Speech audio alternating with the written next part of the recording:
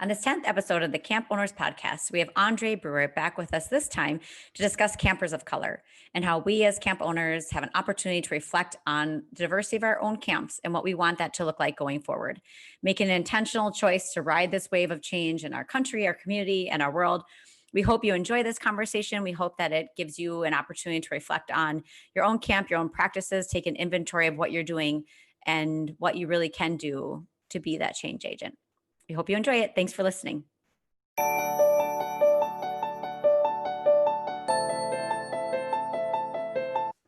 Welcome to the Camp Owners Podcast, a space for camp owners to talk about the unique aspects of camp ownership and get inspired by each other.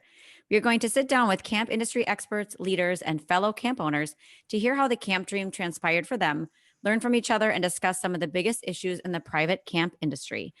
Hi, I'm Kelly Shuna. I'm with Hidden Pines Ranch. I'm the co-owner and director. Our camp is located in Stillwater, Minnesota.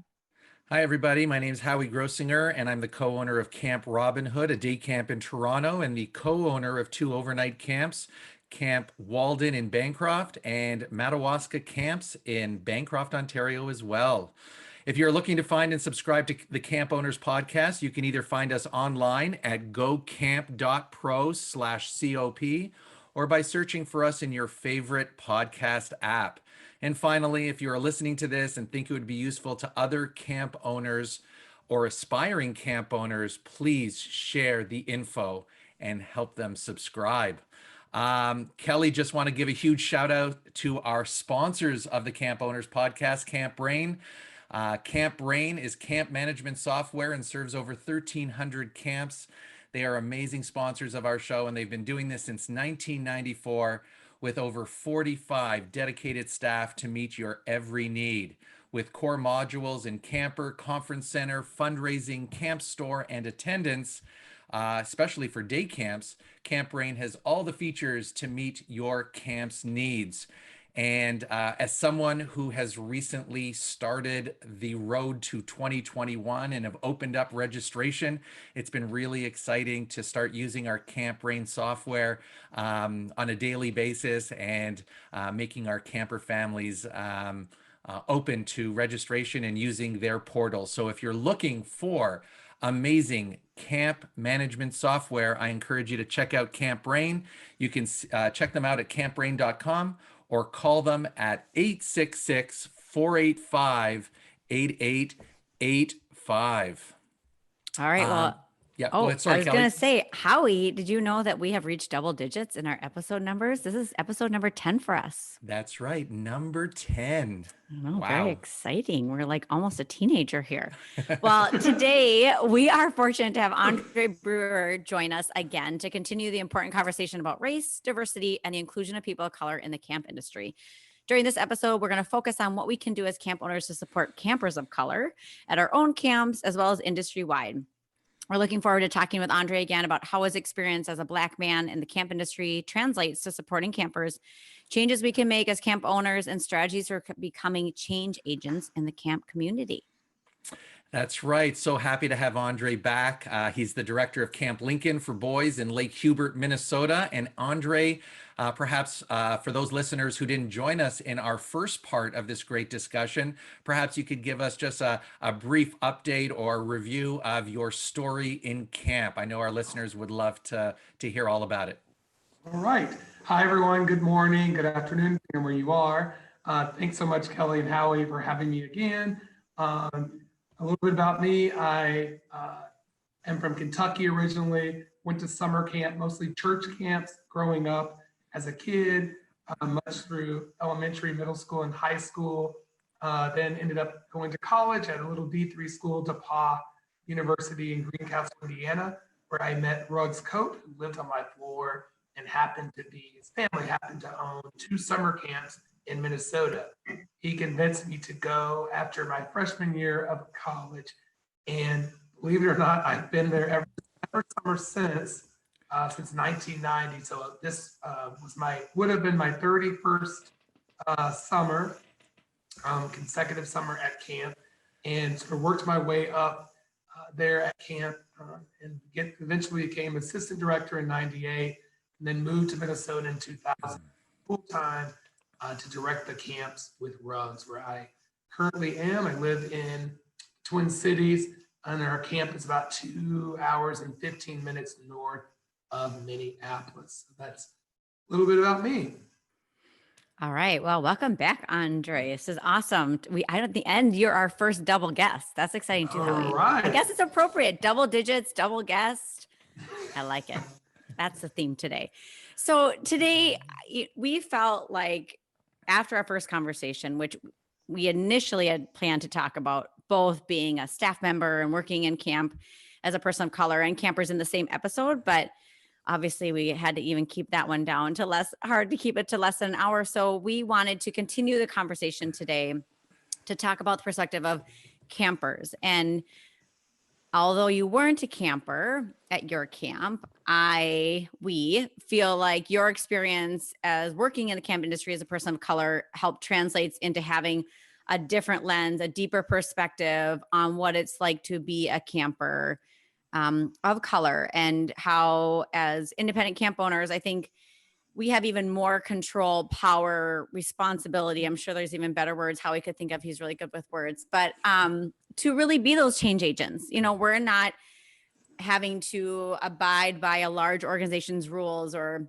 trying to be that change agent, but you're fighting against, a much bigger entity than yourself. And so I think that does put a lot of responsibility on our shoulders to make that change and lead that charge.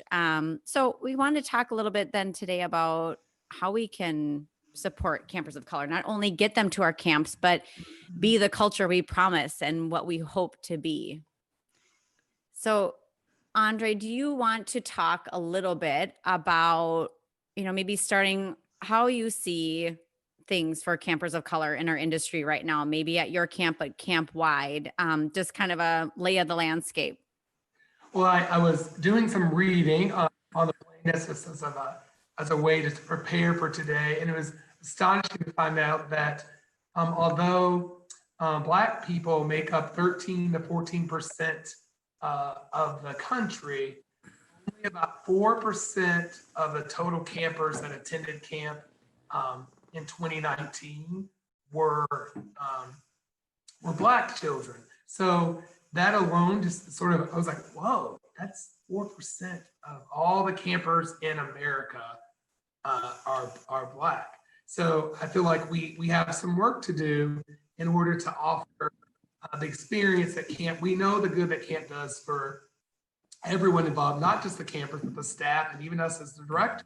We love it and we grow from each summer from doing it. But it's really, I guess, pertinent for us to now start looking at ways to increase the number of children of color that are attending our camps so that they can not only, I guess, educate us as to their culture, but also for us to sort of share the camp culture with them. So I would say there are camps out there. I know I've read some other articles. The ACA website is great about, if you put in their search bar just about topics, children of color and camping, and I was blown away about how many articles were already written. I know Kelly, you talked about Bob Ditter, and then I actually found a couple other ones that were really written well, and I shared them with my colleagues here in the office, just because we are working on what we can do to further diversify Lincoln and Hubert, make the environment one that's accepting of people that are different races, backgrounds, gender, and whatnot. Making sure that we are teaching our kids and staff about what it means to be at Lincoln and Hubert. So I think you have to balance that. I find that, camps over the years have embraced, I think, to in a really positive way, inclusion and diversity in so many ways. And there's so many different populations that might otherwise not have attended camp that are now, and it ranges from, as you said, race, special needs, diversity in color, et cetera, et cetera. I'm wondering, based on your experience, Andre, over the years at your camp, what has the trend been? I think that some of us are very eager to reach out to communities of color and, tell them the story of their camp and the benefits of coming to camp. And I'm sure we could talk at length about some of the unfortunate barriers that exist that prevent them from coming to camp, in terms of access, whether it be financial, geographical, etc. But based on your experience at your camps, what have you found in terms of helping that diversity trend, that important inclusion? And now the topic for us is, kids, children of color, and making them a part of our camp communities. What have you seen, or what strategies or anything that you've done very intentionally, or just by the nature of, trends in the community that have allowed your camp to get closer to where you want to be on that diversity, topic? Yeah, I think, Howie, great question. I think what has worked best at Lincoln and Hubert, I think you have to be willing to take a step back and look at what it is you want your camp community to look like. Some camps may feel like, we're diverse enough, and whatever that means, and whatever that looks like to them, is up to your respective camp. I think Kelly mentioned before we talked that, like, as an independent camp, you sort of have, the power to sort of make your community what it is you want it to be. And I just feel like we've sat down and continue to sit down and with the leadership, the full-time leadership, as well as the CEO of Ruggs' Family's board, and just said, okay, what do we want Camp Lincoln and Hubert to look like? And how do we go about doing that? So some things that we've done is just really just decided, okay, this is something that we value, we feel is important. Now, I think it's going out and actively putting yourself in the environment and in the communities of people of color, and just saying, talking to them and holding, much like we all do anyway. We do camp recruiting, camper and staff recruiting.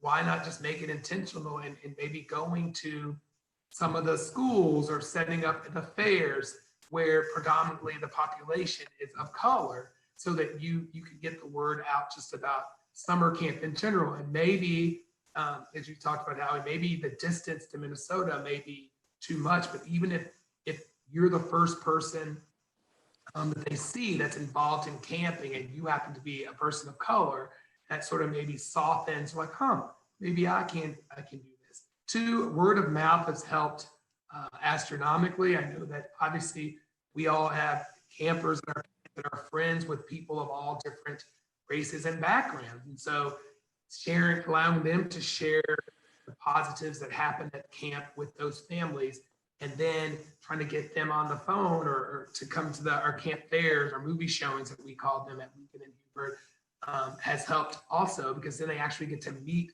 the director. And when they see it, he's a person of color, that again releases some of those fears that may have. Some of those articles I was speaking to earlier speak to a lot of fear for what the environment will look like at camp. And a lot of Black families, camp is pretty foreign to them. And, going to camp and having to swim, the article spoke about, and swimming's always been something that stereotypically Black families have not really been good at, or not done until we had a Black swimmer in the most recent Olympics. So you can see that things like that are changing. So I guess, in answer to your question, just being intentional and understanding what it is you want your camp to look like and feel like for everyone.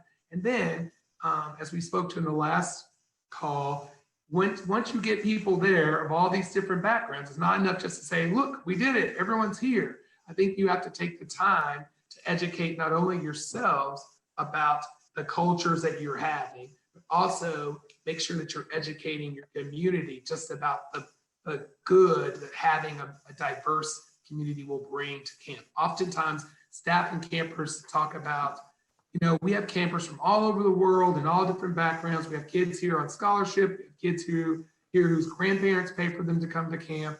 We have families that their trust funds pay for them to come to camp. We also have people that save all year. And camp is something that they say, I'm going to allocate XYZ so that my son or daughter can attend camp. So I think it's just being aware and figuring out how best to make camp accessible for more people, not considered the dominant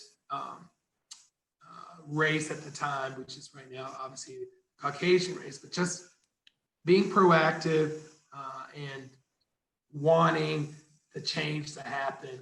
And yeah, you have to realize that it may take time, but I think sitting there, having those conversations about it, and then really working and pushing yourselves outside of your comfort zone is the best steps I would suggest for camps out there today. Mm-hmm. Howie, how diverse is your camp for staff and campers? Would you say it's a pretty diverse group or not so much? Yeah, it's so funny because, the differences between Canada and the US historically, where the United States has been considered to be a melting pot. And that phrase is used very much in the US. The embracing multiculturalism is really a very almost like a national program here in Canada.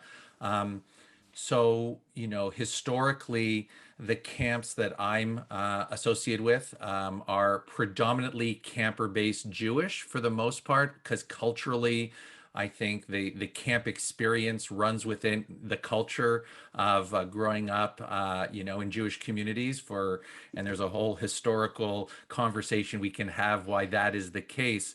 However, I have to say that over the last 10 years, particularly at my day camp, the amount of diversity that is amongst my staff has been incredible, and really proud of that.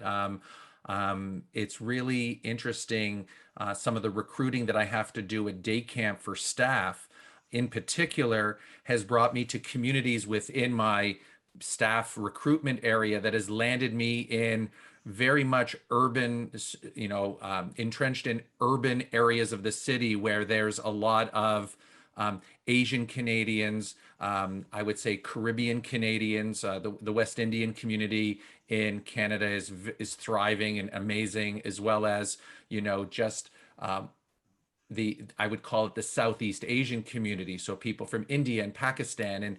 And so while their parents, like most communities, are first generation immigrants, their children are growing up in a very multicultural environment, and getting a Canadian experience includes attending camp. So many of my staff would often say, my parents' camp was never on my parents' radar when I was growing up. I was always taken care of by my grandmother, or because the extended family is so entrenched in their upbringing, we had supervision during the summer. Why would I send, my kid to camp? So many of my staff over the last several years I've been waiting to have this experience, and I'm so glad I can talk to you and learn more. So we have very diverse staff makeup. I would also say, and I don't know if it's the case for you two, but more schools in our community are looking to camps, whether they be day and overnight camp, to augment outdoor education. So they're traveling to overnight camps, or they're traveling to day camps to get an outdoor experience. And for kids who live in communities in the inner city, who've never been and seen the kind of open area and grass that our camps provide, it becomes a real sort of entree to sort of this idea of, hey, I can get out of the city and go to camp. And we've been able to build some really great relationships. And from a school perspective, the diversity, and particularly, I would say, students of color, they come on school programs, and that has translated in an opportunity to recruit amazing new staff, because they said, I did this for a day, like I could do this for 8 weeks. That's pretty cool. At the end of the day, like many of us, it's due to the pay we offer and the way it works, they almost have to convince their parents to give them the thumbs up to do this. So we also have that added feature of trying to sell the value of working at camp. So that's probably a long drawn out answer to your question, but yes, lots of diversity, and really proud of the fact that particularly at our day camp, and I hire close to 300 staff a summer, it's a very rich cross section of what's happening in the community, and that only benefits the kids, etc. And that's been pretty cool. And staff can take the buses into your camp, right, Howie? So staff doesn't drive to Robin Hood for your day camp. They can get on the buses with the kids. So Right. if they're more in an urban area or no matter where they live. Okay. Absolutely. You know, we definitely have supervision on our day camp buses, and those are assigned positions, but every staff member who needs transportation to get to camp every day, we provide it. And that's a challenge at times because some of the communities that they live in aren't as dense with campers. So I don't have a readily available camper pickup. So the staff make their way to a convenient location. So they may have to use public transportation. But as a general rule, any of my staff members who have to travel to one of my pickup spots, I pay for their public transportation. I compensate them for getting to one of my buses. And it's just been a nice feature, especially if I'm in a certain part of Toronto where I don't have campers and I've got, you know, amazing access to awesome staff who are in these communities I described. You know, it's our pleasure to pay for their public transportation so they can meet the bus, get up here, have a great experience. And, you know, I've got, you know, tons of stories, as we all do, about, you know, that one summer that person made the leap of faith and you brought them on board, and how that could springboard a camp career or a professional career because you went to that extent of, you know, going that extra mile to get them to your program. Yeah, so guys, just generally, this effort we've made to get them to camp has really been awesome at getting some long-term staff, because we've been able to reach out to communities that otherwise wouldn't have, you know, seen camp as a really great summer option. Well, I think that helps with the, you know, increase the diversity. That's a natural thing because for our camp, we're 20 minutes outside of Minneapolis, St. Paul. So our customer base and our staff as a day camp is really focused on the suburbs or the cities that we live in. So our camper population really reflects what our community looks like regarding diversity. But when I asked you that question, Howie, because I think how different our camp could look if we did do busing, and we did busing from Minneapolis, St. Paul, it would be a very different picture of what Hidden Pines would look like, I think. So just some food for thought. Yeah, for sure. And, you know, there's so many considerations. I know there's no doubt so many of us have the desire to give opportunities to so many varied communities, but this issue of our geography and you know, the degree to which we can make it work are of course challenges. You know, having said that though, and Andre, perhaps you can address this too, is, you know, with all the efforts that I think camps try to make to become more diverse and attract particularly children and staff of color to get this awesome experience that we know we provide, you know, if it's difficult to do that, or if we're not having success, we still can look inwards to the things that we're doing as a community to send the kind of messages that live up to our missions and our mission and our values, so that when people even walk away, while we may not physically be as diverse as we want to be, you know, we should all be striving to hold our head up high, that we're doing the things when everyone's together with us that addresses things in the most respectful way. So with that, and as we look to sort of this opportunity to get more diverse, and particularly in the area of campers with color, any thoughts of that whole concept of looking inwards, and what are some initial thoughts that come with that?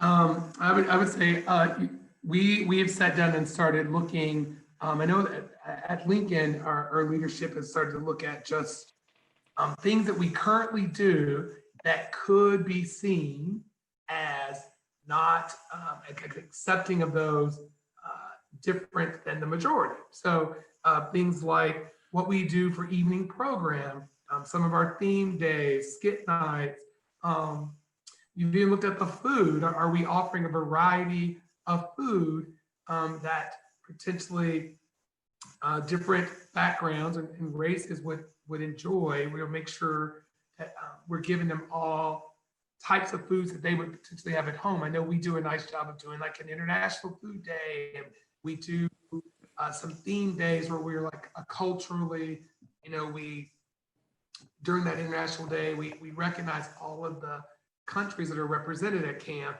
We try to have food and dress from those specific countries. Much like how we were lucky enough that we have staff that come from around the world. We also have kids. And one thing that we want to look at is making sure that we have staff represented for the kids that we have in our population, so that they may have someone that they can connect with just on a daily basis, and from time to time maybe speak the language, or talk about what's going on at home. So I think just again, it's that whole education piece. And I want to speak to another thing that Howie brought up. I think just if your population is not at the diversity that you wanted, I think you can do a great job of educating your kids and staff about what they can do once home. So why not make your camp environment one that's more of a teaching for the recognizing diversity that you do have and celebrate that, and also continue to look at ways to get more people there, but also prepare people for what it's like to go back to school and into their home communities, so that they can continue to develop as a person. Because we all talk about you're trying to develop our future leaders that make up our camp. So we for sure want our future leaders to be respectful and mindful of the differences between the people that exist in our world, while also appreciating the ways that we are alike. Camp obviously can be so transformative, right? And I think that's what you're speaking to. We have a great opportunity, whether you're day or overnight, to be able to, influence viewpoints and behavior and model that, so that naturally, as you're suggesting, Andre, that our young people who come to our camp, staff or campers, are coming back to their home environments and being more aware, or their behavior is changed in such a way so they can make a difference when there may be a circumstance in their elementary school or their high school where you may not have taught a specific lesson about that at camp, but just the nature of your environment, by hopefully osmosis in a way, just triggers some naturally appropriate and respectful behavior back at their home. I'm also thinking, Kelly and Andre, that we've had such a powerful summer of identifying and awareness around anti-Black racism and injustices in the lives of people of color, that how intentional will we be when we return to staff training, when we return to addressing issues of the things we've learned from the summer of 2020. Obviously, your country's going through an election where, people are divided, and, our camps become places to bring people together. I think I think a lot of camps are probably on their planning radar is, how do we address this? Do we want to have our heads stuck in the sand and pretend it's not happening, or how do we do it? And I personally don't have an answer to it. Although I look forward to, when I get my team back together as we ramp up plans for staff training and communication to families, to find ways where maybe we could do better, or maybe we could be, seen as more responsible or aware of these things. And it can happen subtly and more overtly, but I just wonder, from the two of you, how much are you giving thought to, not letting the summer that passed just, be in our rear view mirror, and how much are we looking forward to addressing it? So I just wanted to pose that to the group. Well, after talking with Andre last time, I know for me, I did a lot of reflection about what did our diversity, inclusion, training look like last year? And a lot of it is, I put up the policy. Here's our policy. We don't, it's not okay to discriminate here. And we include, and we, based on sex, race, identity. Well, for me, I was like, that's not enough, Kelly. You need to do more. If you really expect this from your staff, you need to have these conversations. You need to, I thought a lot about the language we use at camp, and just common phrases. And, does this have a hint of privilege in it? Does this have a print of racism in it? Then what other words we could use? What are other things to phrase it? Or even just generating, what are common things we say at camp? Okay, let's take a deeper dive. Does any of this have hints of that in it? So I definitely thought a lot about that after talking with Andre, that needs to look different for us. And I need to be really intentional about making time for that. And, as camp owners, well, gosh, if I extend training by 5 hours and I'm paying blah, blah, blah staff, but I need to do more. I definitely need to do more, because we are, like Andre referenced, a camp where we aren't as diverse. So I think we have more of an obligation to do more for education and to send change agents out. It's going to be a long uphill road for us to increase our diversity, and we're making way there. But I think then that's what we have to be intentional about, and what I know we can do now today, and on our way to becoming more diverse. Andre, some thoughts on that? Yeah, I feel like just with the passing of summer and not being able to open, I feel like camp is something that families are desiring and are wanting. And I feel like as our camps, we are going to take the opportunity to, again, do some of that internal looking and making sure that the sessions we offer in our training are going to be educational enough to our staff, so that they are prepared to deal with what the types of things the campers and questions they may come with to camp with. I know, Howie, you mentioned the election. That's traditionally, politics has been sort of a taboo subject that you don't really discuss. But maybe, given what's happened in our country, and then, depending on what happens with the election, I think you're going to have all these people that come from all these different backgrounds and heard all this stuff. Why not, have a sensible conversation just about things that happened, and again, educate your staff and campers as to how to have those kind of conversations, and not end up disliking the person for the rest of your life just because he or she may be have a different perspective than you do. So I think the camp has a great opportunity to take a look at themselves and to plan now for what topics they want to do in order to enhance and build better, people that actually attend their camp, whether it be for a week, 2 weeks, 3 weeks, or more. Yeah, it's interesting. As you guys were talking, I was trying to think of things that we've done in the past that I don't think was as intentional given the topic we're talking about, but just sort of organically happened, that I'm reflecting on, and saying like, hey, it's kind of cool that we did that. I often, as part of staff training and being a day camp and access to alumni who live in the general area, I put staff panels together to talk about their previous camp experience. So, I encourage, if you have the opportunity to bring alumni back to camp, and we've just naturally had a very diverse collection of staff who've come back to talk to staff. I'd like to think that it's a very powerful experience if you're sitting in a training session and you're seeing someone that looks like you or has your own experience, and encouraging you or reaffirming that you made the best employment, job choice of your life by working at camp.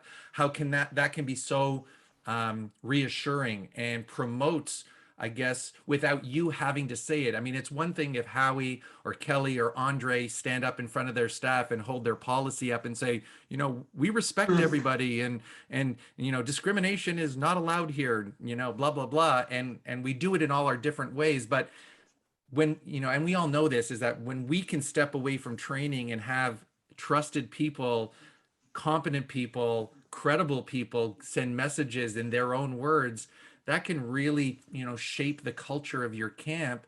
And I think good things come of it. So I would imagine that camps, and I'd like to think that we would at my camps would work towards trying to demonstrate and work towards sending sort of this wide-ranging message of inclusion, diversity, and this is a place where you can feel really comfortable and we're accepting. So just some ideas. I don't know if you guys have done that, but that just came to mind when you guys were throwing out those great ideas of your motivation to do this and what you've been doing.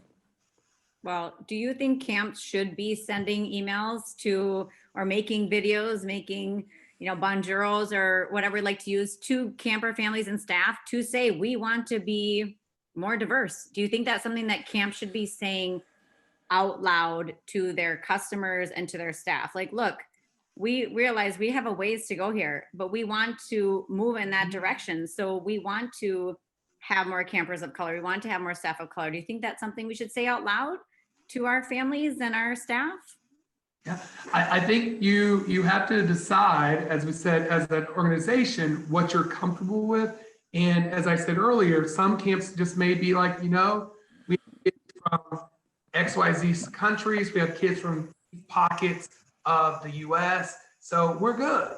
But on the other side, there may be camps that are like, no, you can never be diverse enough. And I think you just have to decide where you are. Obviously, just reading a lot of the documents that I've read, if you indeed want to diversify in all categories across the board, I think you have to meet those populations where they are and educate yourself, first of all, as to what having them in your community will do, what will you need to have in place so they feel safe, and then the same time that you can still be remain loyal, I guess, to your traditions and stuff that you have at your respective camp. But if you're asking me, I would say yes. I don't think it's a bad thing to let your clientele know that, we really want to diversify. We want to make sure that your kids are going to be interacting with people that they potentially could end up working for, living with in college, traveling with, because they end up in the same group if they do some kind of mission trip. So I think say it, let people know, and then I think you just have to be prepared for families that may say, you may no longer be on the train that I want my child to be on, and I think that's okay, because I think people have their own choice. But as far as diversity and equity and inclusion goes, I think at summer camp, it's one of the places in the world where many people come and feel that they're able to truly be themselves. So not I guess shouting that or like explaining that to your camp community, I think you're just doing them a disservice by not letting them know that that's something that you value and you want to do. And yes, it's not going to happen overnight. It may not even happen in 5 years, but it's something that you are trying to prepare them for, and also trying to help their child and their staff, even as a staff, helping those parents know that you are trying to make them a better person by being exposed to different people that they may not ever get the chance to do, living in their town. Yeah, and I think that the responsibility we have as camp directors and owners, because I think such a large part of our clientele look to us to explain the why and what our values are. And I think it starts with us. It's the way we interact within camp and within our own communities, and the things that we're doing, the things that we're part of. And I think that at the end of the day, I think we are the gatekeepers in many ways to our own camps. And as families get to know us as camp owners, there's a trust and there's an expectation that if Kelly, Howie, or Andre are having these wonderful conversations, that I expect that their communities that my camper is going into will just follow their lead and be modeled by what they have. So we just have to ensure that whatever we're doing publicly, whatever we're now sharing on our websites and through our social media feeds, that we are consistent with the expectations that this is what happens at this camp and this is how we approach these topics. And I think that, as we've said in the last episode, I think, everyone who has not been in communities of color just don't know. So it's about education. It's about small steps.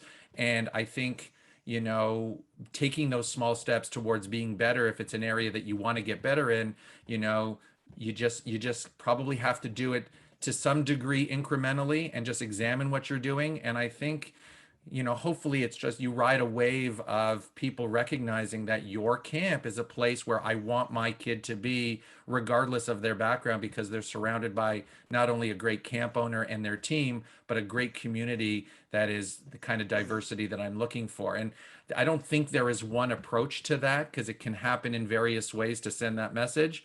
But I think by having these conversations with our teams, I think if we can do better, and I'm sure, and I know we all can do better, then, I think our parents will appreciate the effort we're making and the fact that we're paying lip service, but more than anything, that we're role modeling and actually behaving better. And that's what we need to look at, in my opinion. Mhm. Well, I think for me, what you just said, Howie, of riding the wave, I think that's how I'm feeling. That's a good way to describe it, because I feel like I can either duck under this wave and continue to do the things that we've done. We have a group that comes from a church in downtown St. Paul, and we sponsor Camp for a Day. And, we really try to do a lot of volunteer outreach, because our kids are very privileged and they do not want for much. So we try to volunteer each group once a week in the community. But to me, I'm feeling like if I duck under the wave, I'm just going to continue to do those things, like dabble in, privilege and that for my kids, where I'm feeling like I want to kick. Like I want to kick and get on that wave and ride it into the beach and just say to our parents, I want this to be different. I want to be more diverse. We used to be a Christian camp, and Peter and I went to a non-Christian, religious based camp 4 years ago. We changed the mission back to what it used to be. So we've already rocked that boat a little bit. But I want to take that wave and say, I want more for this camp. I want more for these kids. I want to do more. So I think that's a good way to describe it. And ducking under the wave, I don't think necessarily doing what you've always done isn't avoiding it, but I feel like there's a wave that's going over this country and our world. And it's a good time to hop on if you want to hop on that wave and make your camp any different, like you talked about, Andre. No, I'm just saying, and it's not only good, but it's important. And I think that we all have to, address what's sitting right in front of us. And that is, we can all do better. And I think that may be our starting point. In what ways can we do better? And just asking that question might be a good starting point. Andre, sorry, I cut you off. Sorry. No, you're good. And I was just going to say, allowing those conversations. And I think it's talking to your leadership, talking to those staff that are planning to come back in 2021. And so they already know that this is what we're going to do. And one thing that I talked about I was going to do, I'm going to reach out to those former campers who are going to come back and be on staff and talk to them just about diversity at camp and where they think we are and what are some things we can do differently. I think if you have the buy-in from all of the people that are going to be helping you to better serve and prepare your campers, I think that's just going to help you even more. So why not have, as I said in another call, the youth of today are really into this movement and a great energy for it. So why not talk to them and sort of see, what it is you can be doing to make your camp environment more supportive and accepting of those that are different. Absolutely. Yeah. No, thank you for that. Kelly, I think that, we talked a little bit, and I just want to go back to talking more a little about staff, Andre, if we could for just a second. you know Talk, perhaps you can just talk a little bit. We want to address, and we touched on this a little. I gave an example of what I do, but could you talk a little bit about recruiting staff and diversity? I know you talked about international staff. When you recruit international staff, are you finding that there's a diversity of color in that recruitment as well? Are you finding that there are more people of color internationally that are wanting to get a North American camp experience? What's been the trend, or what has been intentional about your efforts? I would say, Howie, it depends on just the part of the country of the world where you want to attract your staff. I have noticed at Lincoln, particularly, if we've had international people of color, primarily they've come from Europe, and we've also had a few staff members from Africa. But overall, I would say most of the international staff we have been able to work at Lincoln and Hubert have been of European descent, or they've been primarily from Hispanic, like Spanish speaking countries.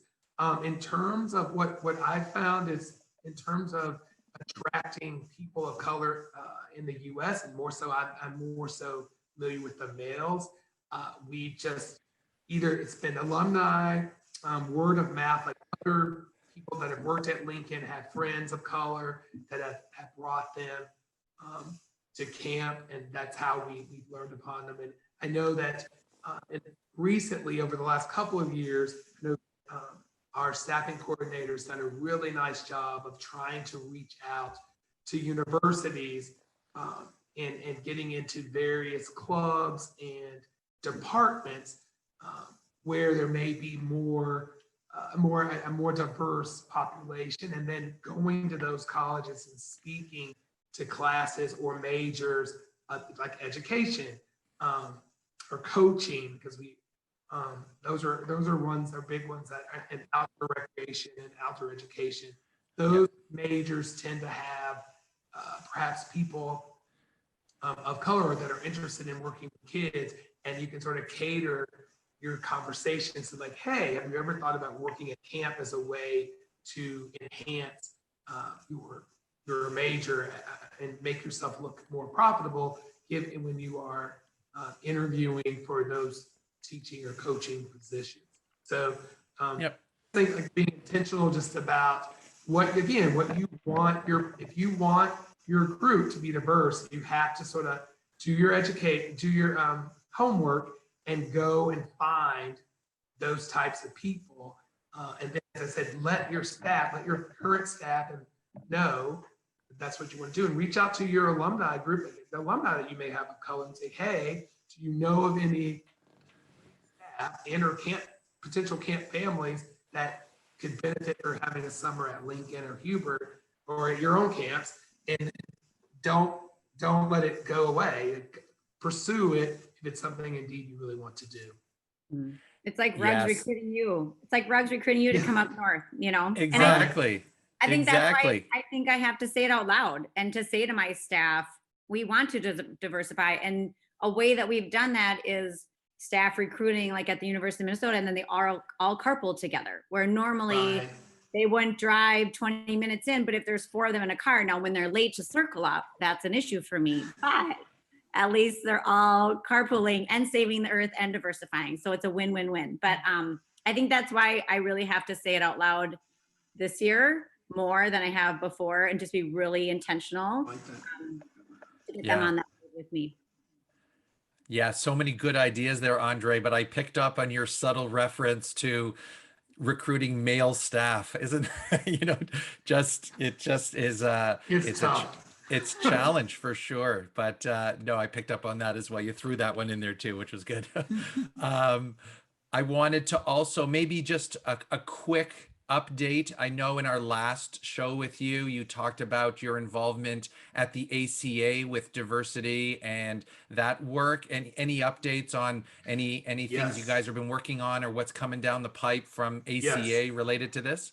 I'll say it, but it was one of my little inspiring things. But I'll say that we had our first steering committee, ACA National Steering Committee DEI meeting on the 13th, and the amount of energy and passion and dedication of the people. I mean, to be honest, I felt like I was sort of starstruck with the backgrounds of the people, all different ethnicities, all different genders that were at that table. That discussion of I think we had it was about an hour and a half meeting, but the conversations and the hopes that the various members of the committee had was so, I just felt so like positive after it. I was like, all right, I'm doing a good thing. I'm a part of going to make camp in our country and probably hopefully even the world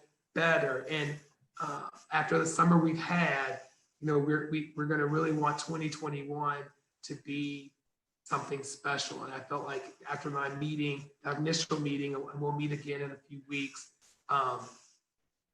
I even from Tom Rosenberg at the top, he was on the call, and his passion and to see the dedication that ACA has for this particular move, if you will, was great. So amazing. So that's your inspiration. Yeah, that was just that the people. No, that's great. On it were just amazing. I remember muting my. Just so I just didn't remember. Wow, like when they would say something, I was like, that was amazing. Then I'm like, messaging the person, like, Yeah. but that was amazing. Like, thanks for sharing. I mean, it was great to feel like we could all share so openly and honestly about our life as being someone of color or sexual preference or whatever it may be, a woman. It was so great. Amazing.